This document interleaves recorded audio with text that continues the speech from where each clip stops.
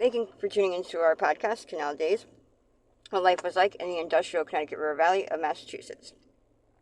I am your host, Carrie, and joining us today is Holyoke's very own local historian and creator of historical tours of Greater Holyoke, Robert Camus. He personally offers and leads public and private tours, as well as presentations of historical sites throughout communities in the state of Massachusetts. The communities he has chosen to focus on this year are Holyoke, Chicopee, South Hadley, and East Hampton, and also Granby and Amherst as well. His tours spotlight the local canals, reservoirs, cemeteries, and churches, as well as various parks, streets, and selected historical houses within each community. In today's episode, we'll be discussing the St. Joseph's Cemetery, located in Westfield, Massachusetts. So, describe the cemetery for us. The cemetery is a very interesting cemetery. So, sure, I'll tell you what it's like. But there's a lot of it that's really of interest, including a war memorial inside. And then I'll tell you some of the history of it, and then tell you about the baby section, and anything else you might have. Help me get to it. If you don't remember, there's a page for this. Now, the official name is St. Joseph's Polish National Catholic Cemetery.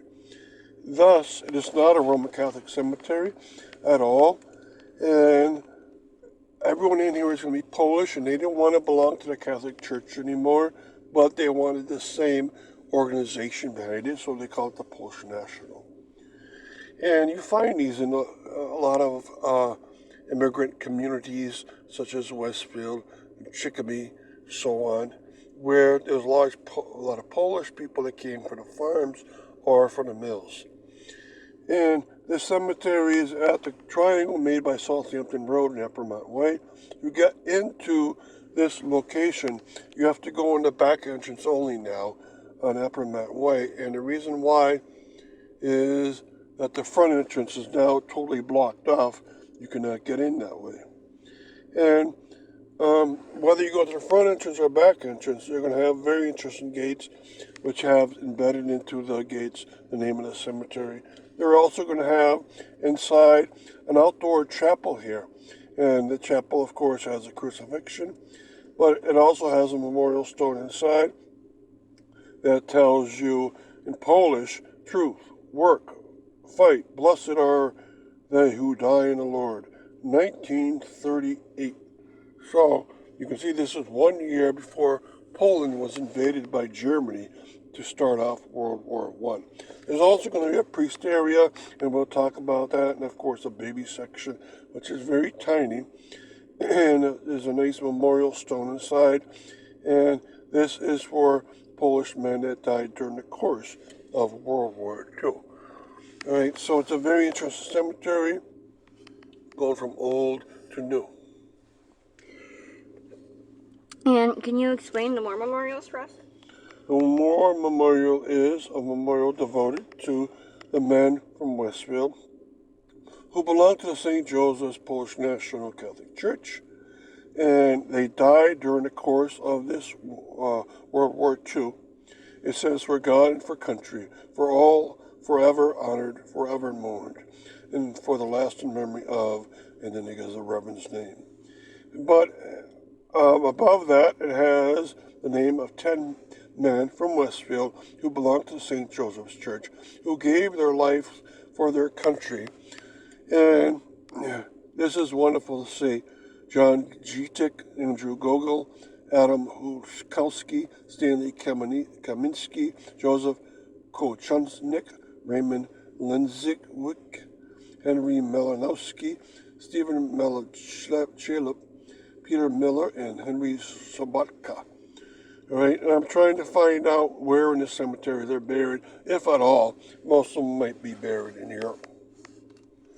And really quick, before we continue with the rest of our interview, just to fill our listeners in, if you want to sign up for any of his various tours or find out more information, you can check out his website at holyokecanaltour.org. And there you can find his podcasts and videos of the stops along each of his tours, as well as photos and text of the historical sites throughout. And for other inquiries or to sign up for a private tour, you can email him directly at bobcat 4214, capital B, at yahoo.com. And his tours make for fun, educational outdoor activities for families and group parties. So, getting back to our interview, the pastors throughout the years.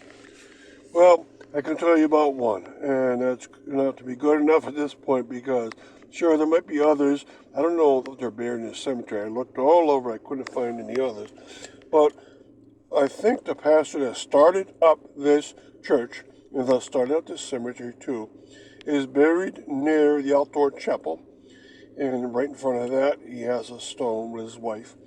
His name is Walter Brzezkiewicz, and his wife is Margaret Sironowski. And they are buried right in front of that chapel, like I mentioned. And I'd like to know a lot about him, and I'll be able to find quite a bit.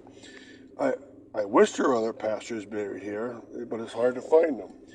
Now, he died in 1948 at the age of 43, and his name is also on that memorial stone, even though he did not die during the course of the war.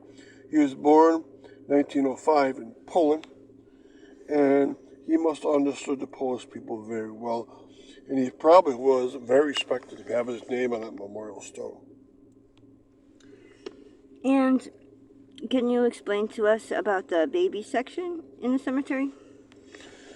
All right, towards what is the official front entrance, there's a memorial stone for the babies. And this is not any one baby's gravestone, it's for all the children. And it says on the plaque that's on the base of this, of such is the kingdom of God. And then below it will say children's burial plot. And so around that area are many babies that have been buried. Now, remember that in any Catholic religion rule, whether it's Polish National or Roman Catholic, you cannot bury non-baptized babies on the holy ground of the cemetery. So they're often buried off to the side back, right? Now, in this cemetery, it looks like the front, but it's really the back of the cemetery because the official front is on that side street going off. And so there's a section for non-baptized babies, and also for nearby is the one for babies that were baptized but died very young, who needed a very small plot in a special section. So they've put up a nice statue for those. It looks like a little child for the statue, and it's holding something. It's hard to identify what it's holding. The child is kneeling down, so he's probably praying for the fellow children. So this is a nice touch. Thus, a lot of memorial stones around here in this beautiful children's section. And thank you, Robert, for educating us on your tours and historical topics of your expertise. And we want to thank our listeners for tuning in. And you can check out a large selection of other podcasts on his website, as well as on SoundCloud.com. And be sure to stay updated with new podcasts and videos posted daily. Thank you for tuning in.